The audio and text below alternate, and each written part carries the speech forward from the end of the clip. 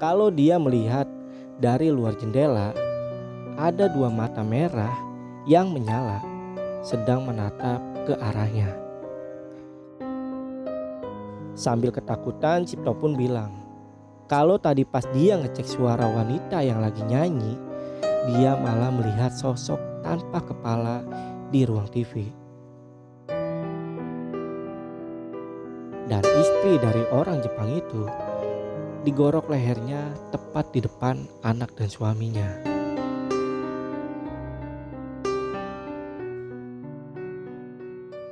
Halo buat teman-teman yang udah subscribe ataupun yang belum subscribe Lentera Malam. Biar teman-teman selalu dapat notifikasi setiap kali Lentera Malam update video baru, teman-teman bisa nyalain loncengnya seperti video di tengah ini nih. Pilih all atau semua. Jadi jangan lupa nyalain lonceng ya. Halo semuanya, kembali lagi di Lentera Malam bareng gue Jamal. Dan di segmen cerita horor kali ini, gue akan membawakan sebuah pengalaman dari narasumber saat mereka sedang melakukan kegiatan KKN. Dan pengalaman narasumber ini sudah ditulis oleh kakaknya di akun Twitternya. Dan akun Twitternya ada di @rian_nurfajri. Jadi buat teman-teman yang pengen baca tulisannya, teman-teman langsung aja ke akun Twitternya. Dan linknya gue taruh di deskripsi. Dan cerita yang akan gue bawain kali ini berkisah tentang sekelompok mahasiswa yang akan melakukan kegiatan KKN di sebuah desa. Dan ternyata rumah yang mereka singgahi ini dulunya adalah rumah bekas pembunuhan satu keluarga tentara Jepang. Dan gue mau ngasih tahu nih ke kalian semua kalau Lentera Malam ini bakal ada konten bareng bersama Prasojo Muhammad. Jadi buat teman-teman yang penasaran, kalian tetap stay tune di Lentera Malam. Dan ya udah, tanpa basa-basi lagi, cerita horor dimulai.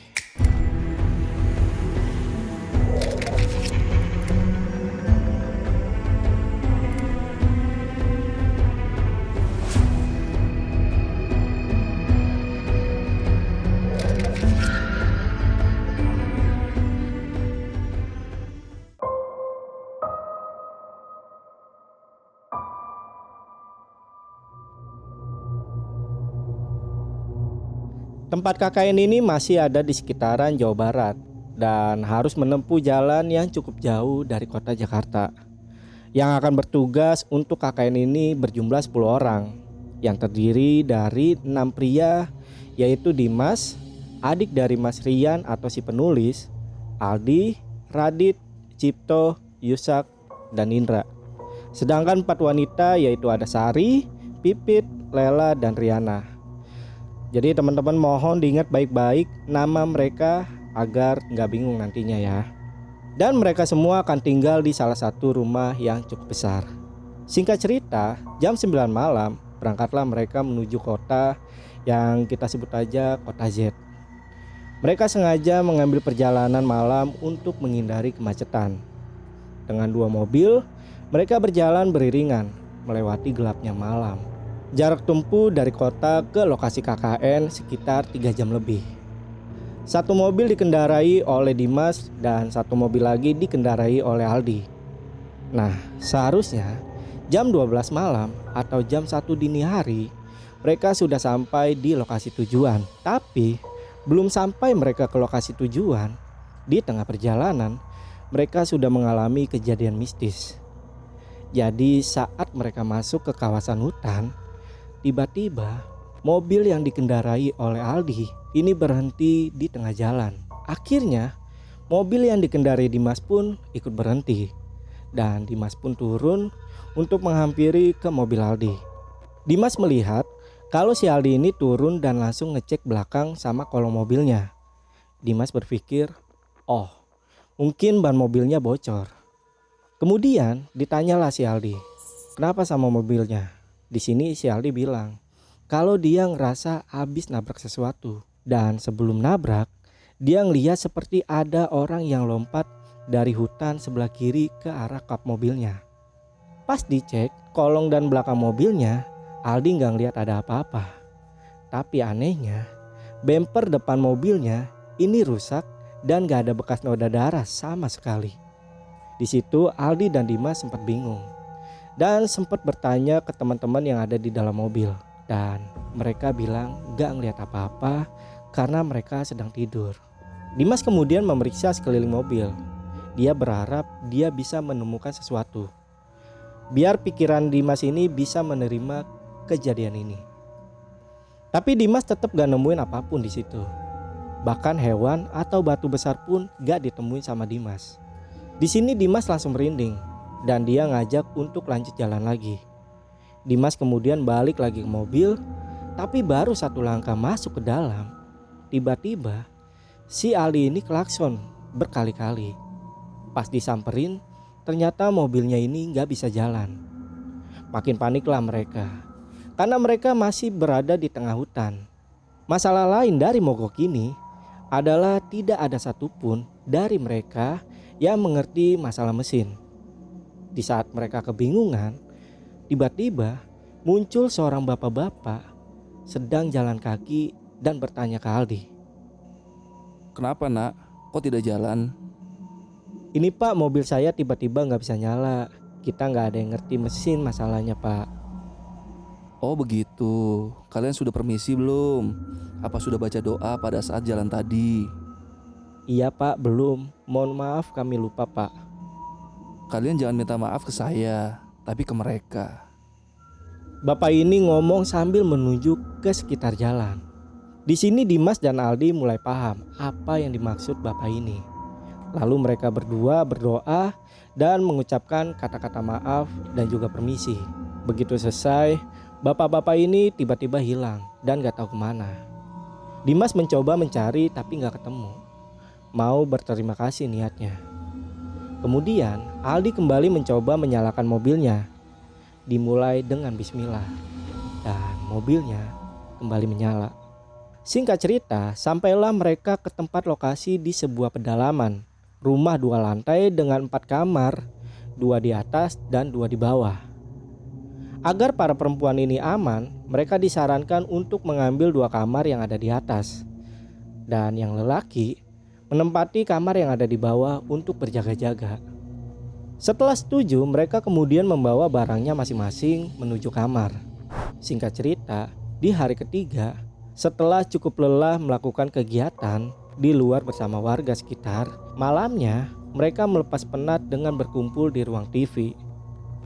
Nah, tiba-tiba Sari yang sedang di dapur ini berteriak dan mengagetkan semuanya. Semua kompak mendatangi Sari.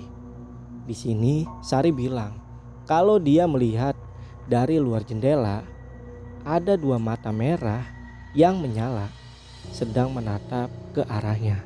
Cipto dan Radit mencoba untuk melihat apa yang Sari lihat di jendela. Dengan memberanikan diri, mereka berdua mendekat dan tidak ada apa-apa di sana. Sari yang terlihat ketakutan akhirnya diantar ke kamarnya oleh Pipit.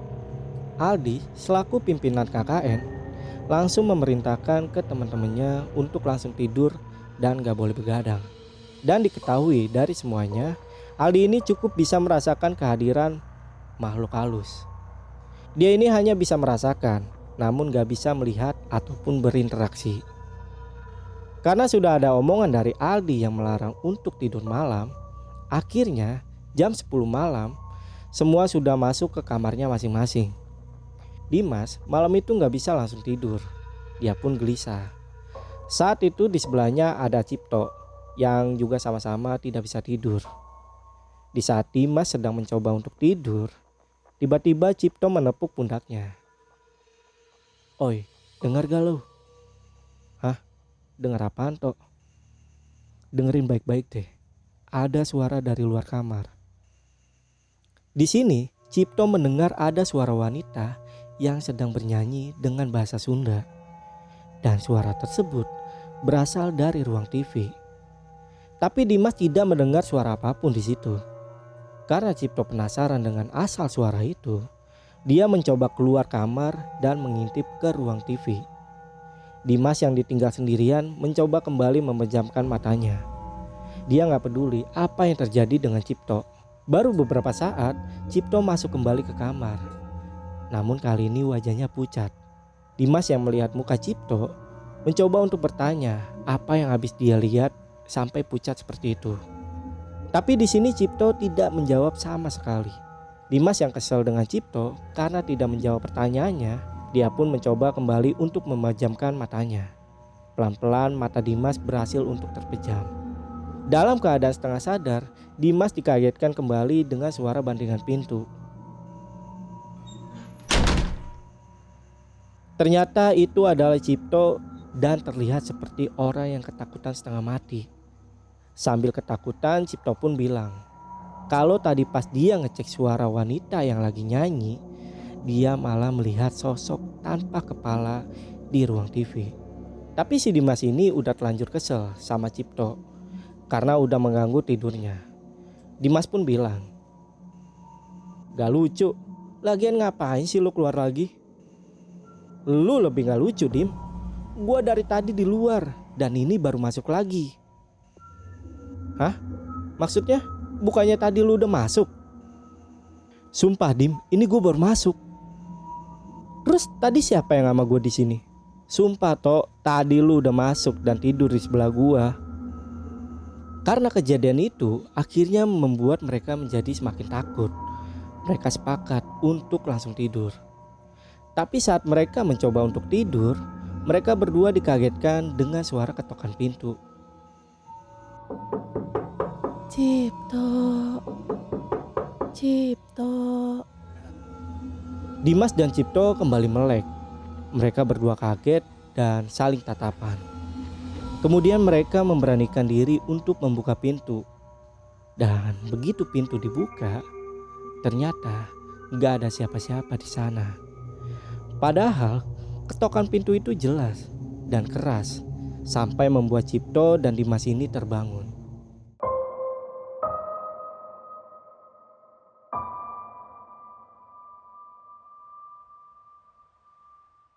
Singkat cerita, 2 hari setelah kejadian itu, Aldi selaku pimpinan KKN mengumpulkan teman-temannya dan dia mulai membuka topik pembicaraan tentang hal-hal mistis yang terjadi di rumah tempat mereka singgah. Bukan tanpa alasan Aldi membicarakan hal ini, karena bukan hanya Dimas dan Cipto saja yang dikerjain, tapi yang lain juga. Nah, di sini Lela akhirnya memberanikan dirinya untuk bercerita tentang teror yang dialami saat perjalanan menuju ke desa kemarin. Jadi, saat mobil mereka mogok di tengah hutan, Lela ini gak berani buat ikut turun karena Lela melihat yang ditabrak dan terbang ke arah mobilnya adalah sosok kepala. Dan pantas saja saat Dimas dan Aldi cari-cari penyebabnya tapi gak ketemu, ternyata itu sudah jelas kalau itu dari alam lain. Tapi gak cuma sampai di situ aja. Saat kemarin malam Lela kebangun dan jalan ke arah kamar mandi, pas Lela nengok ke arah dapur, di situ Lela melihat ada kepala terbang melewati dapur dan tembus keluar.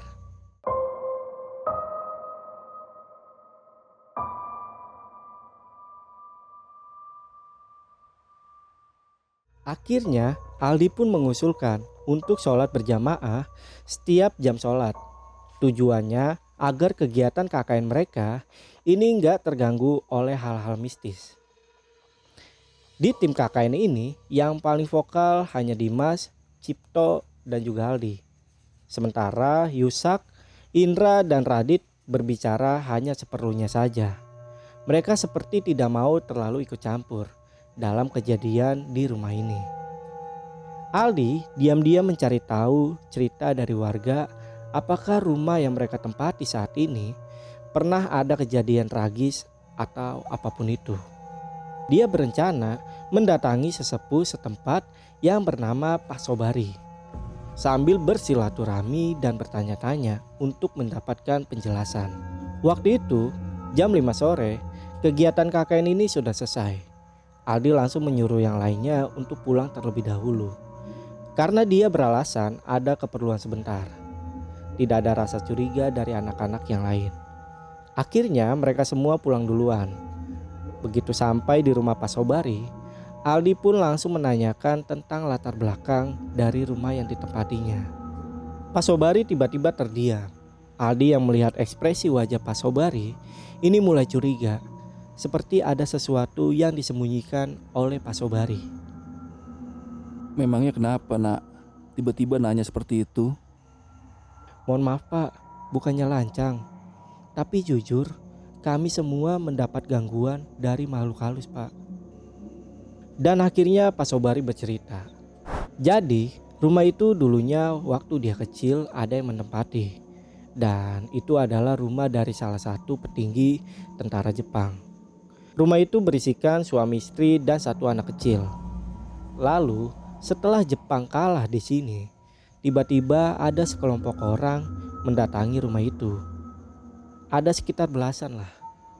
Pak Sobari melihat dengan mata kepalanya sendiri kalau sekelompok orang ini menyeret istri dan anaknya keluar rumah.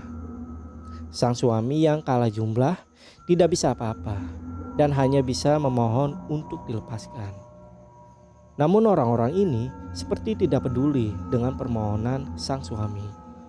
Salah satu orang dari kelompok ini membawa senjata tajam. Dan istri dari orang Jepang itu digorok lehernya tepat di depan anak dan suaminya. Darahnya pun menyembur kemana-mana. Begitu ngilu melihatnya. Setelah sang istri berlanjut ke anaknya yang masih berumur sekitar 9 tahunan. Dan sama seperti ibunya, sang anak pun digorok lehernya. Setelah melihat anak dan istrinya digorok, orang Jepang ini ngamuk. Namun hasilnya nihil, karena dia sudah dikerumuni oleh kelompok tersebut. Kemudian kelompok ini membabi buta menyerang orang Jepang itu dengan senjata tajam. Setelah itu, mereka semua meninggalkan jasadnya begitu saja. Warga di sekitar tidak ada yang berani mendekat karena takut. Setelah semuanya benar-benar tidak terlihat lagi, barulah para warga berani mendekat. Dan jasadnya dikubur di pohon bambu di samping rumah tersebut. Setelah mendengar penjelasan dari Pak Sobari, Aldi pun pamit pulang. Aldi yang sudah mengetahui kejadian tersebut, dia tutup mulut dan tidak ingin menceritakan ke teman-temannya yang lain. Dia nggak mau mereka semua ketakutan. Begitu sampai rumah, Aldi melihat temannya lagi pada ngumpul di ruang TV. Pas Aldi berjalan menuju dapur, Pipit tiba-tiba memanggil Aldi. Bang, sini bentar. Apaan, Pit? Coba deh bang, ikut ke kamar gue. Kemudian Aldi berdua dengan Pipit naik ke atas dan ke kamarnya. Dia penasaran apa yang mau ditunjukin sama si Pipit. Nyium gak bang? Nyium apaan? Bau busuk bang, kayak bau binatang mati. Aldi mencoba mencari asal-usul dari bau tersebut. Ternyata bau tersebut berada di langit-langit kamar Pipit. Aldi dan Pipit tidak menaruh curiga sedikit pun. Asal bau itu dari mana? Mereka pikir mungkin seekor tikus yang mati di atas sana. Besoknya, karena nggak ada kegiatan, Aldi berinisiatif untuk membersihkan rumah itu. Ya mungkin saja setelah dibersihkan tidak ada lagi yang mengganggu, pikir Aldi pada saat itu. Hujan tiba-tiba turun dan langsung membesar. Malam itu terasa dingin sekali karena lokasi tersebut masih banyak pepohonan. Aldi dan anak-anak cowok yang lain sedang asik ngobrol di teras depan sambil ngerokok dan minum kopi. Tiba-tiba mereka semua dikejutkan dengan suara Riana dari dalam rumah. Serentak mereka semua bangun dan menghampiri Riana. Bang, tolong Sari bang. Mereka semua berlari menuju kamar Sari, berharap tidak ada kejadian apa-apa. Begitu sampai di kamar Sari, di sini tidak ada yang tahu apa yang terjadi dengan Sari. Namun mimik muka Sari berubah, seperti layaknya orang yang kesurupan. Aldi mencoba menyadarkan Sari sambil menepuk pipinya. Namun sia-sia, karena Sari tidak merespon. Aldi yang melihat mata Sari melotot dan merah membuat nyali Aldi cukup ciut. Aldi langsung memerintahkan Dimas untuk menyiapkan mobil. Dan tiba-tiba saja tangan Aldi digenggam dengan keras oleh Sari. Aldi yang kaget langsung melihat mata Sari yang cukup seram dan tajam. Aku akan bawa anak ini. Kalian semua tidak sopan, tidak punya tata krama, datang ke wilayah saya tanpa permisi. Ternyata Sari bukannya sakit, tapi dia ini kesurupan. Aldi mencoba untuk menyadarkan Sari kembali. Lela, Pipit, dan Riana ini sudah mulai ketakutan. Melihat itu, Aldi langsung menyuruh mereka untuk menunggu di ruang TV. Saat itu Aldi juga memerintahkan Cipto untuk ke rumah Pak Sobari. Dan Cipto pun langsung pergi ke rumah Pak Sobari. Dimas yang datang buat ngabarin ke Aldi kalau mobilnya sudah siap berangkat dan belum mengeluarkan sepatah kata pun, dia langsung kaget melihat kondisi si Sari. Tatapan Sari yang tajam langsung tertuju ke Dimas. Mental Dimas pun langsung ciut seketika. Tidak lama Pak Sobari pun datang dan langsung mendatangi tempat Sari berada. Pak Sobari pun langsung menelpon Pak Haji Arif. Karena Pak Sobari tidak bisa mengeluarkan makhluk yang ada di dalam tubuh Sari. Dan harapan yang sekarang hanya ada di Pak Haji Arif. Tidak butuh waktu lama setelah Pak Sobari nelpon, Pak Haji Arif pun datang. Menurut Pak Haji Arif, sosok yang merasuki tubuh Sari ini cukup kuat. Umurnya pun sudah ratusan tahun. Jadi mungkin agak sulit untuk mengeluarkannya. Semua berharap besar pada Pak Haji. Tidak ada yang tega melihat Sari seperti itu. Waktu menunjukkan jam 1 pagi. Hujan sudah mulai mereda dan disambut oleh suara binatang malam. Pak Haji masih berusaha untuk menyadarkan Sari. Sementara anak-anak yang lainnya menunggu dan berharap cemas sambil berdoa agar semua cepat selesai. Akhirnya jam 2 pagi makhluk itu berhasil dikeluarkan oleh Pak Haji. Kesadaran Sari perlahan mulai pulih. Namun tidak bisa untuk diajak berbicara. Mungkin tenaganya ini sudah terkuras habis. Tolong dijaga ya temennya. Jangan sampai sendirian dan bengong lagi. Setelah itu Pak Haji dan Pak Sobari pamit. Aldi langsung mengusulkan untuk tidur bersama di ruang TV. Mereka harus berjaga-jaga agar cepat ditangani apabila terjadi sesuatu yang tidak diinginkan. Besok harinya, kejadian yang dialami oleh Sari semalam langsung kesebar ke seluruh desa. Mungkin karena sedang di desa dengan lingkup wilayah yang kecil, cerita atau kejadian apapun akan mudah menyebar. Pada saat kegiatan KKN dengan warga, ada saja pertanyaan-pertanyaan yang terlontar untuk Aldi, seperti kejadian Sari yang kesurupan. Entah bagaimana caranya, warga yang lain bisa tahu. Aldi gak mau berpikiran negatif karena dia gak mau cari masalah. Di saat Aldi dan yang lain sedang bekerja bakti untuk membersihkan desa, tiba-tiba Aldi dikagetkan dengan teriakan dari jauh. Bang Aldi. Suara yang tidak asing, ternyata itu adalah Pipit yang tergesa-gesa menghampiri Aldi dan yang lainnya. Aldi langsung menghampiri Pipit dan Pipit bilang kalau saat dia lagi nonton TV, Sari yang sedang tidur di samping Pipit, tiba-tiba si Sari bangun lalu duduk sambil mainin rambutnya dan bergumam. Ternyata si Sari kembali mengalami kesurupan. Sesampainya di rumah, Aldi dan Pipit kaget karena Sari tidak ada di tempat tidurnya. Karena panik, mereka berdua mencari Sari ke seluruh rumah. Sari ditemukan sedang menatap keluar di pinggir jendela kamarnya. Aldi sudah paham apa yang terjadi karena dia merasakan hawa yang cukup pengap di kamar itu. Kemudian Aldi dan Pipit menghampiri Sari. Aldi menepuk pundak Sari, namun Sari tidak menoleh sedikit pun. Tatapannya masih tertuju keluar kamar. Sar, sadar Sar, lu ngapain di sini? Tiba-tiba Sari langsung menoleh ke Aldi dan melihat mata Sari yang semuanya sudah memutih dengan mukanya yang sudah pucat. Aldi langsung menyuruh Pipit untuk memanggil Pak Sobari. Sambil menunggu Pak Sobari datang, Aldi pun mencoba membawa Sari ke ruang TV dengan cara menarik tangannya, namun tangannya ditahan oleh Sari.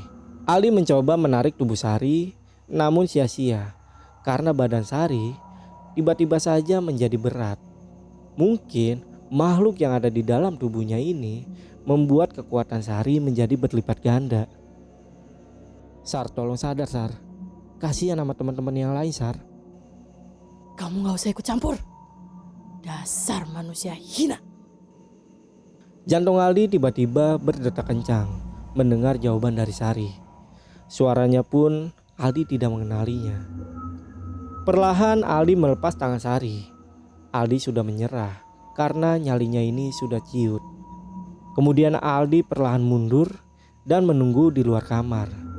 Mata Sari yang putih tetap menatap Aldi sampai Aldi menutup pintu. Jantung Aldi benar-benar berdegup kencang. Baru kali ini dia dibentak yang langsung membuatnya merasa ketakutan. Kemudian Aldi pun duduk di depan kamar Sari, menunggu Pipit yang lagi memanggil Pak Sobari.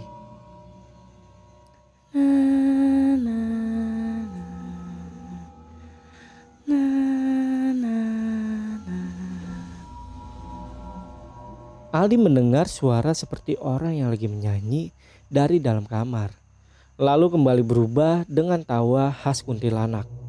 Sejujurnya Aldi sudah tidak kuat di situ. Dia sudah merasa sesak yang luar biasa.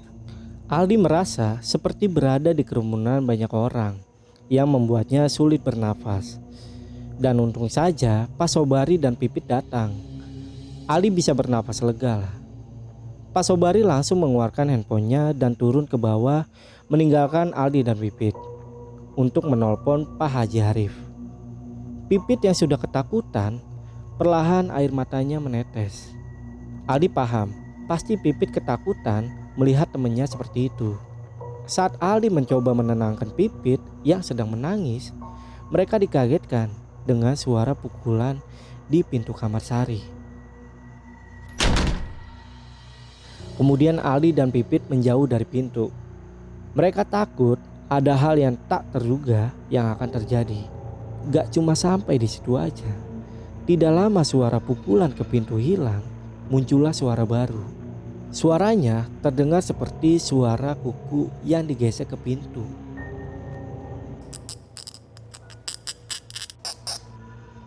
Pipit yang mendengar suara tersebut langsung berlari turun ke bawah. Aldi yang sendirian langsung merasakan bulunya merinding. Karena Aldi bisa merasakan, maka perasaan Aldi makin kacau. Pikirannya Aldi sudah buyar. Ada keinginan untuk ikut turun ke bawah, namun tertahan dengan kemauan menjaga Sari. Beberapa saat kemudian Pak Sobari kembali naik dan menghampiri Aldi yang sedang ketakutan, lalu mengajaknya ke dalam kamar. Pak Sobari perlahan membuka pintu kamarnya.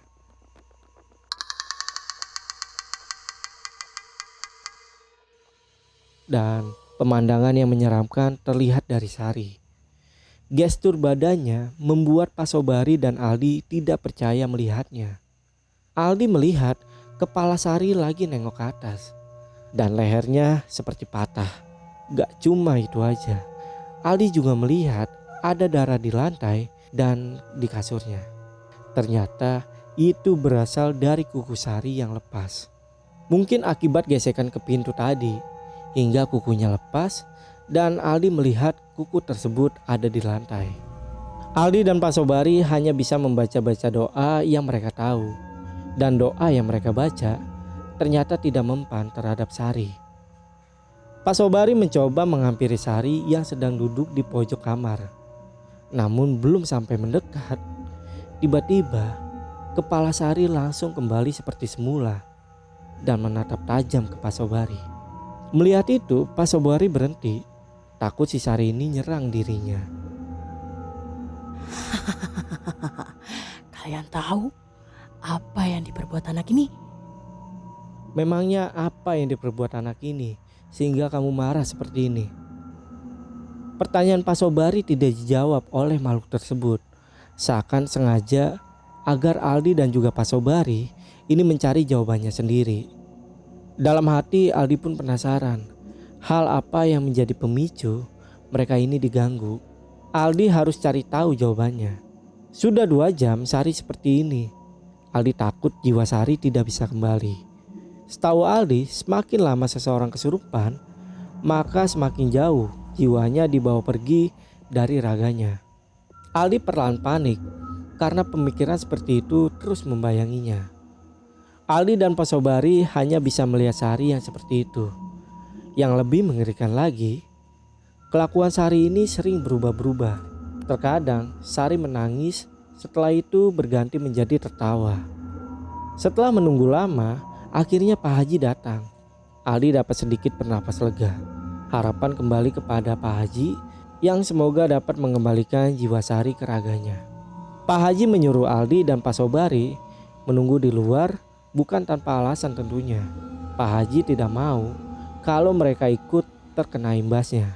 Pak Haji bakal habis-habisan saat ini karena beliau melihat sudah banyak makhluk halus yang menunggu giliran untuk masuk ke badannya Sari. Media di badan Sari ini sudah terbuka sehingga memudahkan mereka untuk bergantian masuk. Tujuan Pak Haji pertama adalah menutup media itu agar tidak ada lagi yang masuk.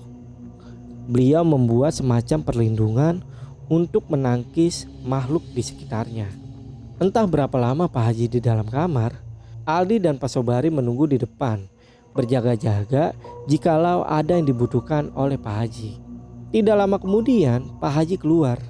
Beliau terlihat kelelahan dan keringat membasahi bajunya.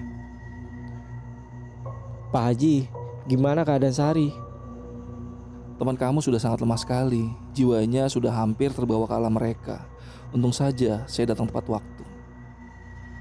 Alhamdulillah. Cukup lega mendengar apa yang dikatakan Pak Haji. Namun ini belum usai. Pak Haji bilang kalau sosok makhluk halus ini bakal datang kembali.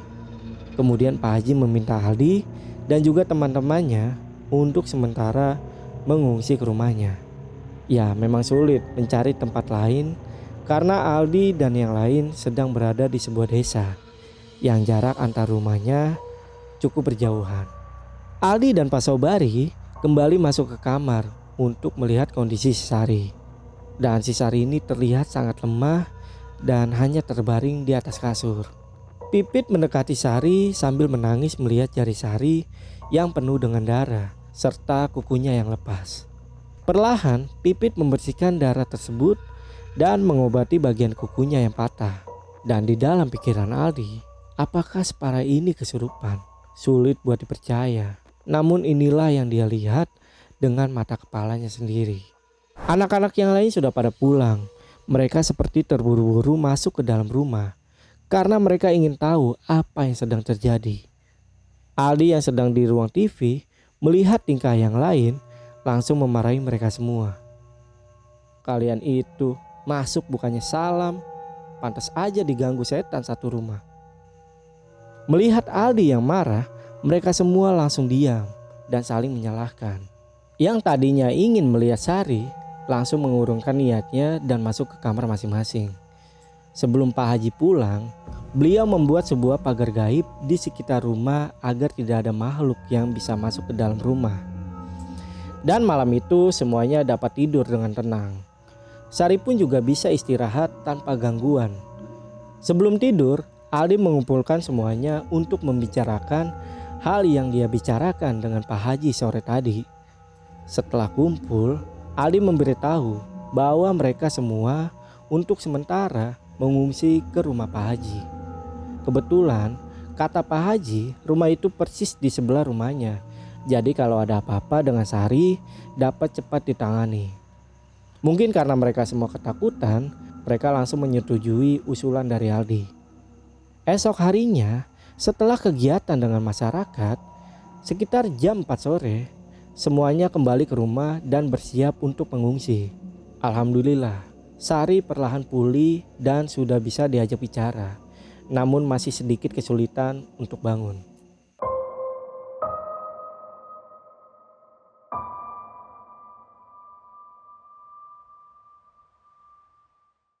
Singkat cerita, sudah seminggu mereka tinggal di rumah Pak Haji. Sari pun sudah mulai terlihat segar dan sudah mulai ikut kegiatan membantu masyarakat sekitar. Namun isu tetaplah isu. Banyak pertanyaan-pertanyaan dari warga yang terlontar kepada Sari. Sebenarnya Sari risih, namun merasa tidak enak dengan para warga.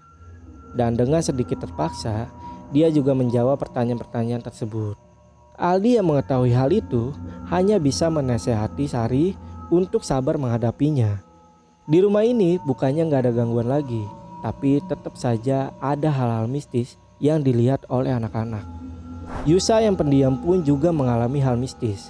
Jadi ceritanya jam 3 pagi Yusa kebangun untuk buang air di toilet. Dengan rasa malas dia bangun dan berlari kecil ke kamar mandi. Belum sampai ke pintu kamar mandi, dia mendengar samar-samar suara tangisan.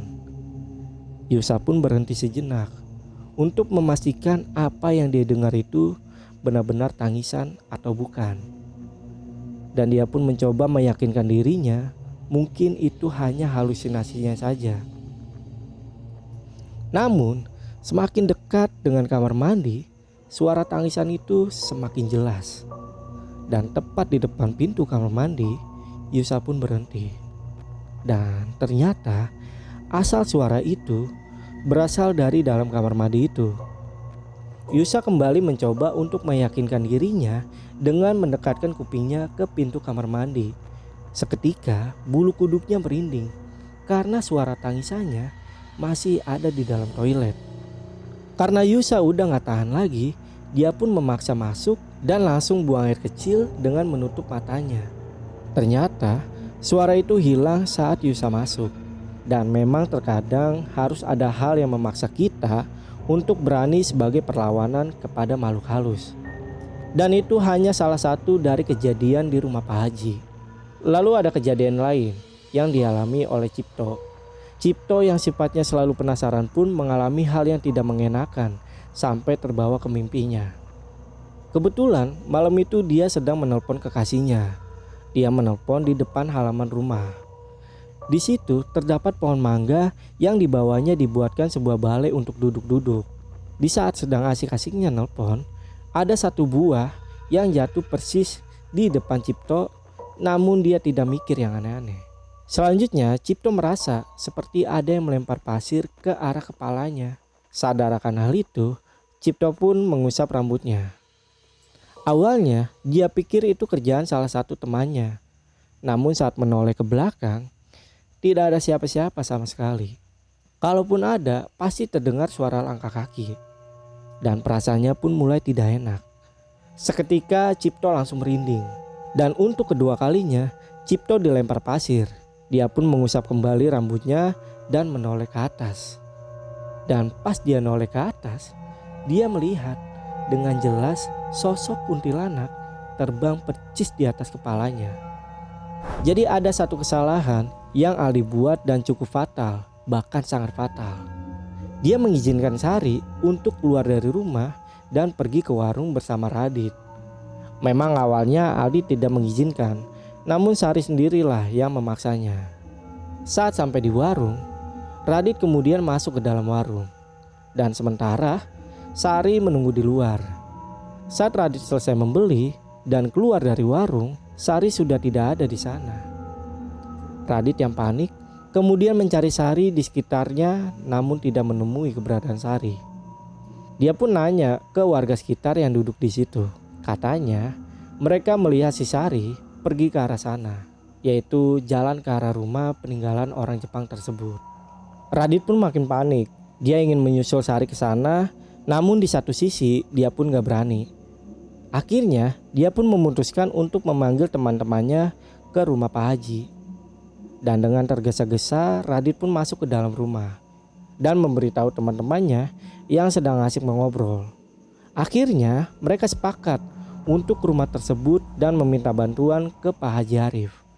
Tapi sayangnya Pak Haji lagi tidak ada di rumah karena beliau sedang ada pengajian di desa lain.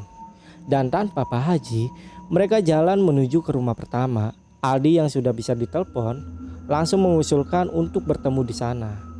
Kebetulan Aldi sedang bersama dengan Pak Sobari yang ikut rapat di balai warga setempat. Setelah sampai di depan rumah pertama, Dimas dan yang lain tidak bisa masuk ke dalam karena kunci rumah tersebut dipegang oleh Aldi. Gak lama Aldi dan Pak Sobari sampai, namun ada saja kendalanya. Saat itu Aldi juga lupa membawa kunci. Kemudian Aldi menyuruh Yusak dan Cipto. Akhirnya Yusak dan Cipto kembali ke rumah Pak Haji untuk mengambil kunci. Sambil menunggu Cipto dan Yusak mengambil kunci, Dimas, Aldi dan Pak Sobari memutari rumah tersebut. Mereka pun bertanya-tanya di dalam hati, apa mungkin Sari bisa masuk ke dalam karena semua pintu udah terkunci. Namun Aldi pun masih ragu dengan hal ini. Pada saat Aldi memeriksa dari jendela dapur dan melihat ke dalam, dia melihat ada sosok putih yang sedang diam dengan menggunakan baju zaman dulu. Tidak lama, Yusak dan Cipto datang. Aldi langsung mengambil kuncinya dan membuka pintu rumah. Aldi menyalakan lampu di lantai bawah dan yang lain mencari Sari di sekitar lantai bawah, namun tidak menemukan Sari. Kemudian mereka pun menuju ke atas. Aldi memimpin yang paling depan. Dengan satu senter, mereka mencari tombol lampu. Dan setelah menyala, Aldi langsung tertuju ke kamar Sari yang sedikit terbuka. Entah kenapa, feeling Aldi mengatakan kalau Sari ada di dalam sana. Saat mendekat ke pintu kamarnya, Aldi ini samar-samar mendengar suara wanita dan suara itu seperti suaranya si Sari. Aldi pun langsung mempercepat langkahnya. Dia yakin kalau itu Sari yang ada di dalam kamarnya. Namun, Sari sepertinya dalam keadaan tidak sadarkan diri. Dia kembali mengalami kesurupan dan matanya kembali memutih dan mengeluarkan kata-kata yang Aldi tidak mengerti. Aldi langsung menggendong Sari dan membawanya ke lantai bawah di ruang TV. Tiba-tiba Sari ini mengamuk dan teriak-teriak dengan sangat keras. Pergi kalian semua. Aku mau anak ini. Jangan meremehkan bangsa kami. Manusia hina. Sepertinya makhluk ini memang mempunyai dendam dengan manusia. Kamu yang di dalam, kenapa kalian mengganggu? Apa salah anak ini sama kalian? Temanmu. Ini karena temanmu yang sudah mengusik kami di sini. Mereka heran siapa yang dimaksud oleh sosok ini. Aldi pun harus mencari jawabannya. Kasihan Sari yang menjadi tumbal akibat salah seorang di tim ini. Aldi pun takut kalau Sari ini tidak dapat diselamatkan. Dimas, Cipto, dan Radit hanya bisa diam. Mereka tidak bisa menjawab pertanyaan Aldi. Ambil barang itu atau anak ini menjadi penggantinya. Clue bertambah, namun bukan berarti jadi mudah, tetapi menjadi sulit. Karena Aldi pun tidak paham apa yang dimaksud sosok itu dengan barang tersebut. Belum selesai dengan urusan Sari, handphone Aldi tiba-tiba berbunyi. Dia mendapat telepon dari Pipit yang mengatakan bahwa Lela sedang kesurupan. Akhirnya Aldi pun membagi menjadi 2 tim. Pak Sobari, Dimas, dan Yusak menunggu di sini. Sementara Aldi dan Radit menyusul ke rumah Pak Haji. Dan ini adalah puncak dari serangan mereka. Entah apa sebenarnya yang jadi pemicunya. Yang jelas Aldi harus mencari jawabannya untuk menerima semua kejadian ini. Halo buat teman-teman yang udah subscribe ataupun yang belum subscribe Lentera Malam. Biar teman-teman selalu dapat notifikasi setiap kali Lentera Malam update video baru, teman-teman bisa nyalain loncengnya seperti video di tengah ini nih. Pilih all atau semua. Jadi jangan lupa nyalain lonceng ya. Nah buat kalian yang pengen gue lanjutin ceritanya, nah silakan kalian tulis komentarnya di bawah. Nah nanti kalau komennya udah banyak, gue bakal lanjutin part selanjutnya. Ya udah mungkin cerita untuk malam ini cukup. Gue Jamal dari Lentera Malam.